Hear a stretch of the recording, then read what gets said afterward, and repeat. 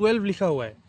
तो 12 लिखा हुआ है, इसका मतलब ये है कि आप ये पहले चेंज नहीं हुआ है। बाकी स्टेयरिंग जो आप खराब रास्ते में भी थोड़ा सा अगर आप तेज ड्राइव लेंगे तो स्टेयरिंग में से साउंड आ रहा है कि नहीं आ रहा है, तो ये सील अगर आपका ब्रेक है या फिर इस पे रिपेयर किया गया है तो वो आपको देखने से मालूम हो जाएगा।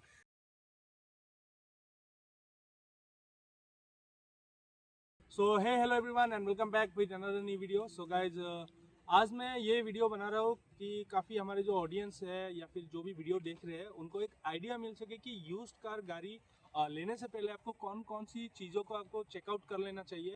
अभी बहुत सारे यूट्यूबर्स ऐसे भी हैं जो आपको यूज्ड कार मार्केट में जाके गाड़ियाँ दिखाएंगे, लेकिन गाड़ी में क्या चेक करना चाहिए, क्या चेक नहीं करना चाहिए, क्या से आपको प्रॉब्लम आ सकता है, वो सारी चीज़ें आपको नहीं बताते। आज का वीडियो बनाने का मकसद यही है कि जो भी हमारे भाई है या फिर जो भी यूज़ कार मार्केट में गाड़ी लेने के लिए जाते हैं या फिर किसी भी सेकेंड हैंड गाड़ी को देखने के लिए जाते हैं ऑनर्स के पास, मैं खाली डीलर्स के बारे में बात नहीं कर रहा हूँ, तो गाड़ी को कैसे चेक किया जाए तो उसको डेफिनेटली आपको थोड़ा सा देख लेना चाहिए, क्योंकि हर बार आप मैकेनिक लेके नहीं जा सकते। अगर आप गाड़ी लेने वाले अगर आप 5 गाड़ी चेकआउट करेंगे तो पाँचों को आप मैकेनिक लेके जाना पॉसिबल नहीं है। तो गाइज एवरी टाइम मैकेनिक के साथ जाके गाड़ी चेक करना पॉसिबल नहीं होता है, क्योंकि कई बार ऐसा होता है कि जो मैकेनिक है वो आपको टाइम नहीं दे पाता है। ऑनर्स वगैरह जो है आपको अलग टाइम बोलेंगे, फिर आप मैकेनिक को पूछेंगे तो मैकेनिक उस टाइम पे फ्री नहीं भी हो सकते। तो मैं ये सजेस्ट करता हूँ कि आप लोग थोड़ा सा खुद से जाके गाड़ी इंस्पेक्ट कर लीजिए। क्या क्या चीज़ें क्या क्या देखना है क्या नहीं देखना है वो मैं आपको आज इस वीडियो में बताऊंगा। अगर आप चेक करने के बाद आपको गाड़ी सही लगा, उसके बाद आप मैकेनिक लेके जाइए तो वो एक बेटर प्रोसेस होगा। आप सबसे पहले जाके गाड़ी की इंजन जो है इंजन बोनेट को ओपन करें, उसके बाद इंजन बे में आ जाए। आप इंजन बे में आने के बाद आपको यहाँ पे दो आपको पिलर जैसे ही दिखेंगे, मैं आपको पिलर्स ही बोलूँगा।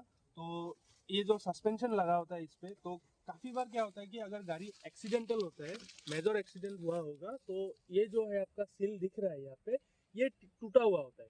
तो इसके टूटने की वजह से क्या होता है कि उस पर अलग से रिपेयर करके उसको एक सील बनाया जाता है। रिपेयर करने के बाद जो इसका फिनिशिंग है वो डेफिनेटली आपको देखने से पता चलेगा कि ये मेजर एक्सीडेंट है।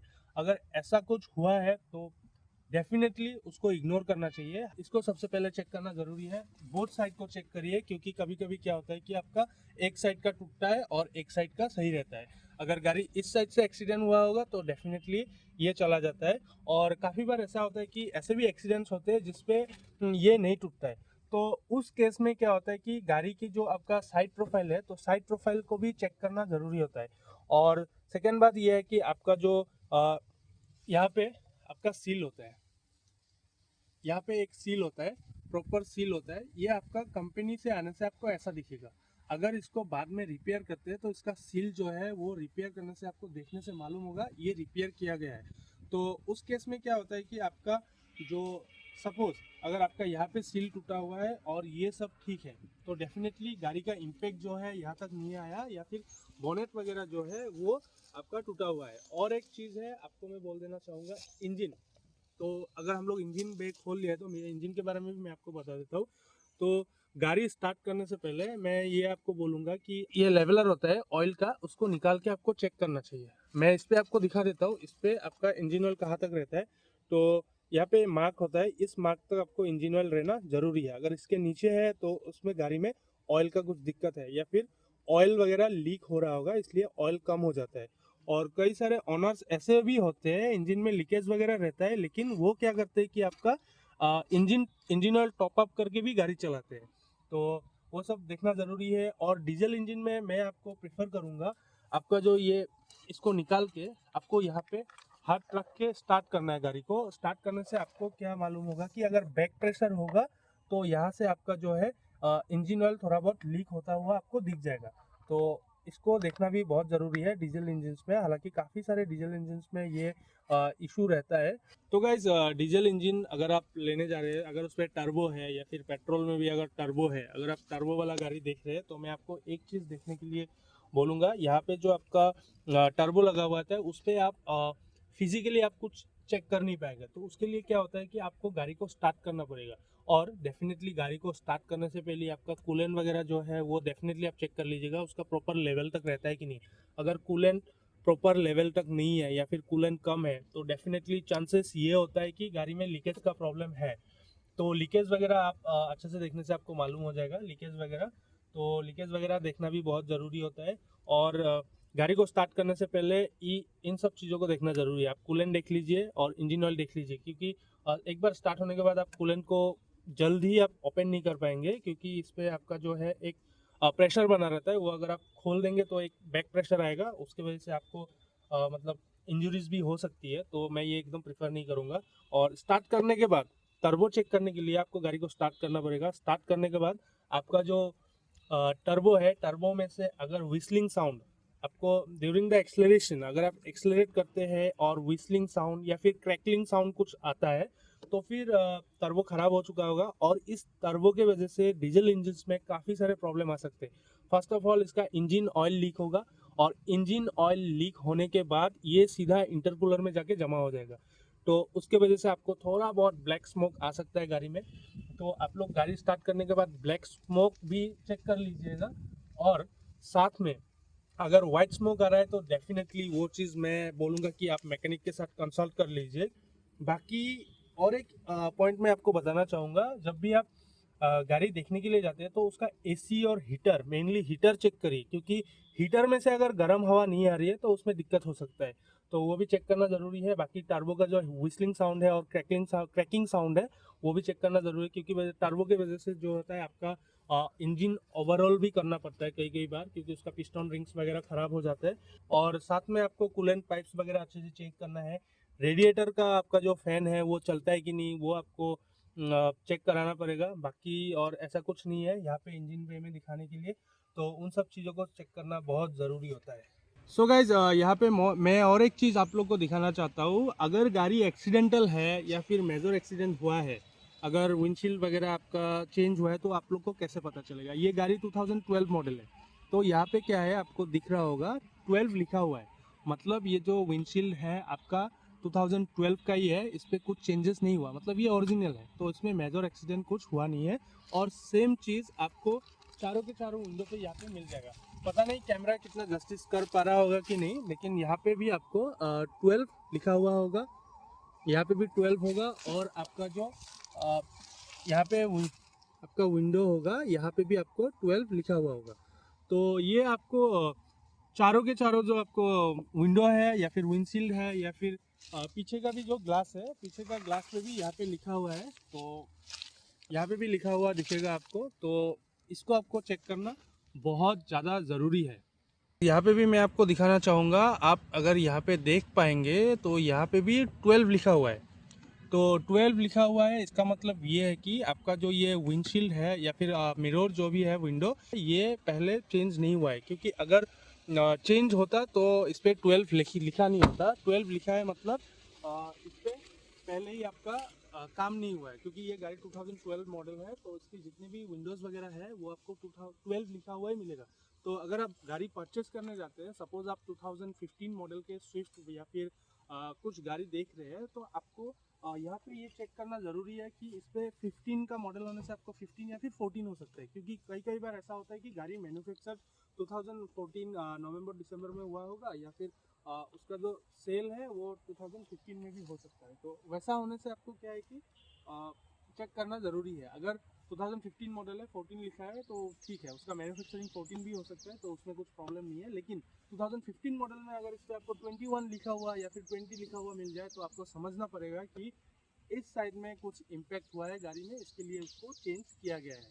आपका जो दरवाज़ा है, दरवाज़ा को आप एक बार खोल लीजिए। खोलने के बाद यहाँ पे जो आपका सीलिंग होता है, ये वाला सीलिंग, इस सीलिंग को भी चेक करना बहुत ज़रूरी होता है। और साथ में मैं आपको रिक्वेस्ट करूँगा, आप थोड़ा सा ऊपर आ जाइए। तो यहाँ पे भी एक सीलिंग, यहाँ पे एक सील होता है। तो अगर ये सील अगर आपका ब्रेक है या फिर इस पर रिपेयर किया गया है, तो वो आपको देखने से मालूम हो जाएगा। इसका मतलब क्या है कि आपका गाड़ी एक्सीडेंटल है, तो इसको देखना बहुत ज़रूरी है। और एक इम्पॉर्टेंट बात मैं आपको बोलना चाहता हूँ कि जो कि हमारे गाड़ियाँ होती है, काफ़ी अगर आप पुराना गाड़ी देख रहे हैं तो आपको उस पर क्या है, रस्टिंग का चांसेस बहुत ज़्यादा आ जाता है। तो रस्टिंग के लिए आपको क्या होता है कि यहाँ पे आपको मैट वगैरह उठा के यहाँ पे देखना है कि रस्टिंग वगैरह है कि नहीं। अगर रस्टिंग वगैरह है तो आप उसको थोरोली आपको इंस्पेक्ट करना है, और उस पर अगर कुछ दिक्कत है भी तो उसको आराम से देखना पड़ेगा, क्योंकि अगर पूरी बॉडी पे रस्टिंग होगा तो वो प्रॉब्लम हो सकता है, क्योंकि रस्टिंग का कुछ इलाज नहीं है। एक जगह पे रस्टिंग है वो आपने देख लिया, वो आप ख़त्म कर पाएंगे पेंट से, लेकिन अगर पूरा गाड़ी पे अगर रस्टिंग लगा हुआ है तो वो आप इग्नोर नहीं कर सकते, और उसको बाद में जाके आपको प्रॉब्लम ही होगा, और अगर आप फिर से सेल करना चाहेंगे तो उस पर आपको प्रॉब्लम आ सकता है। तो गाइज़ यहाँ पे मैं और एक चीज़ आप लोग को दिखाना चाहूँगा। कई गाड़ियों में होता है क्या है कि ये जो फेंडर है, फेंडर रिपेयर होता है, पेंट होता है, तो जो ओरिजिनल फेंडर्स होता है ये मैक्सिमम टाइम करेक्ट नहीं हो सकता है। मैं आपको नहीं बोल रहा हूँ कि ये चीज़ करेक्ट ही होगा। इस पे जो आपका सपोज वीवीटी या फिर डीडीआई जो भी लिखा हुआ होता है, Hyundai की गाड़ियों में आपका वीटी भी लिखा होता है, कापा भी लिखा होता है, तो कई सारे गाड़ियों को मैंने यूज मार्केट में देखा है कि ये लोगो रहता ही नहीं है। ये लोगो रहता नहीं है मतलब क्या है कि गाड़ी का फेंडर जो है वो चेंज हो चुका है, जिसने भी रिपेयर किया है उसको अच्छे से रिपेयर नहीं किया है, इसलिए क्या होता है कि वो जो लोगो है वो लगाना भूल जाते हैं। इससे ये पता चलता है कि गाड़ी का फेंडर जो है वो चेंज हुआ है या फिर रिपेंट हुआ है या फिर उस पर कुछ काम हुआ है, तो इसलिए ये लगाते नहीं है। और बहुत सारे ऐसे भी होते हैं कि उसको रिपेयर करके आराम से लगा के रखते हैं, तो ये चीज़ हमेशा करेक्ट नहीं हो सकता है। लेकिन अगर वो लोगो नहीं है तो आपको समझना पड़ेगा कि ये फेंडर वगैरह का जो काम है वो हो चुका है, तो इसको भी आपको देखना बहुत ज़रूरी है।